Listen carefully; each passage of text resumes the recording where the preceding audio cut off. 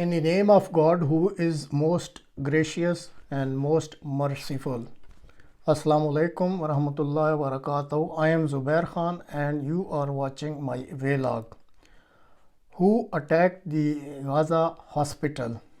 This is a topic on which I would like to discuss few details in this program. As you know that a huge blast approximately at 1600 hours GMT on 17th of October hit Ahli Arab Hospital in Old City of Gaza, and it is said that almost 500 people were killed and many of them have taken shelter for about nearly 2 weeks because there was a relentless Israeli bombing of the besieged enclave. Now Palestinian officials have accused Israel of bombing the hospital, while the Tel Aviv has blamed a Gaza-based armed group Islamic Jehad for the horrific explosions. Now spokespersons of Israel Defense Forces, Lieutenant Colonel Jonathan Conricus, whose picture you are seeing on this video, he denied that Israel has attacked the hospital, and in his defense he gave following arguments. The IDF, the Israeli Defense Forces, released audio claiming a capture of a conversation between two Hammas operatives in which they spoke of a rocket launch from a cemetery near the hospital. Now, according to an IDF translation of the conversation, one of the alleged operatives says they are saying that the shrapnel of the missile is a local shrapnel and not like the Israeli shrapnel. The second argument the Lieutenant Colonel of Israel gave that we have presented an image that proves the destruction at the hospital could not have been the result of an airstrike, and he said there were no visible signs of craters or significant damage to the buildings that would result from such an airstrike. The third argument he gave that initial investigation indicates that the explosion was likely caused by an astray rocket.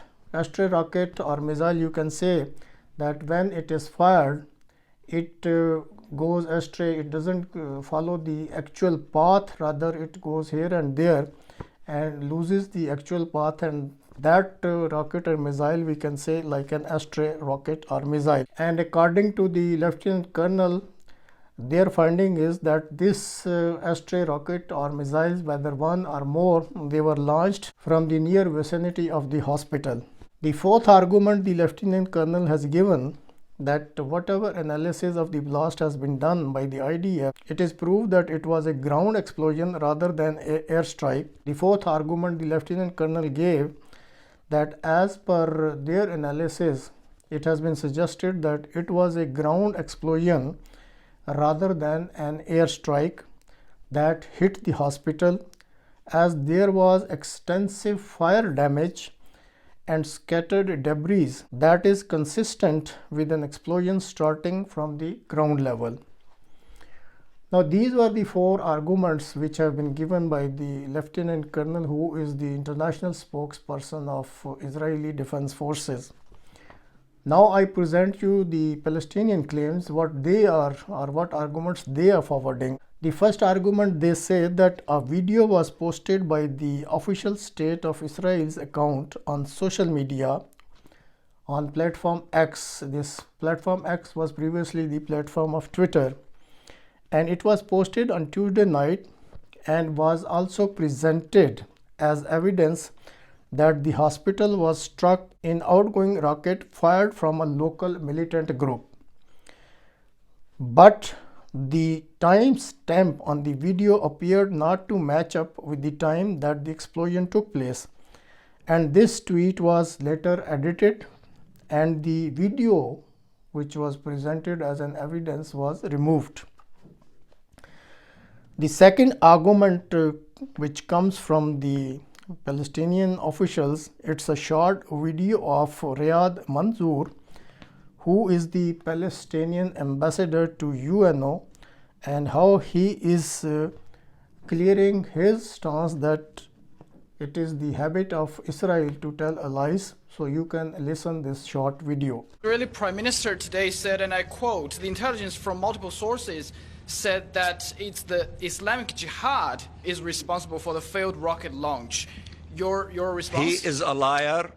His spokesperson and digital spokesperson tweeted that Israel did the hit, thinking that there is around this hospital a base for Hamas, and then he deleted that tweet. We have a copy of that tweet, and Talal can share with you that tweet. Now they change the story to try to blame the Palestinians. It is a lie, and the Israeli spokesperson of the army, about a week ago, made a statement in which he said, evacuate the hospitals are target, and in fact they hit one hospital a week ago. So their intentions is evacuate or hospitals will be hit, and they are responsible for that crime, and they cannot fabricate stories to deal with it.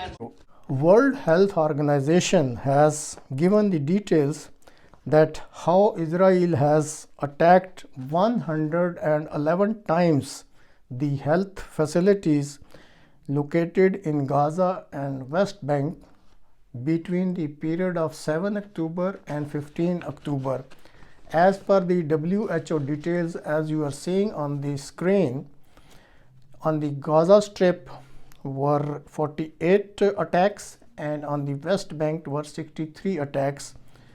And then they are giving the details that on Gaza Strip, 15 health workers were killed, 27 health workers were injured, 23 ambulances were damaged, and 24 health facilities affected. As far as the West Bank is concerned, it includes the Jerusalem also, 6 health workers were injured. Now the United Nations has called for a careful investigation of the incident. Until independent investigators are able to assess the incident in detail, it is unlikely that the world will know with certainty what led to this blast. Now, since I have more than 20 years of experience in this field, so I would like to suggest from this platform that whatever investigation is carried out should be transparent, and as UN is suggesting, must be, they are already considering these points, but still one can always give the suggestion. Forensic testing of audio recording presented by Israel for its authenticity should be done by independent commission. Forensic testing of debris, splinters or remnants of rocket or missile exploded at the scene of explosion, it should be done, and it can always indicate if it was locally made or made by a competent factory. Similarly, forensic testing of explosive used in the rockets or missiles which can be obtained from the attacked spot, it will prove that whether this explosive used in these rockets or missile was locally made or by a competent factory. And to conclude, I would like to present my exclusive personal opinion, since I have this experience in this field of explosives. To me, it appears that it was some malfunction in the rockets or missiles, whatever you call them. After firing, this malfunctioning happened, since they were locally made, not from a competent factory. So that is why they got astray, and you can say they could not follow the right path, and they went here and there, and unfortunately they hit the hospital and then caused a huge damage. But please, viewers, keep in mind this is exclusively my personal opinion basing on my experience in this field, but still we have to wait till the As I have said, UN is asking for an investigation, very transparent and very impartial investigation, and then we will come to know only who was responsible for this attack.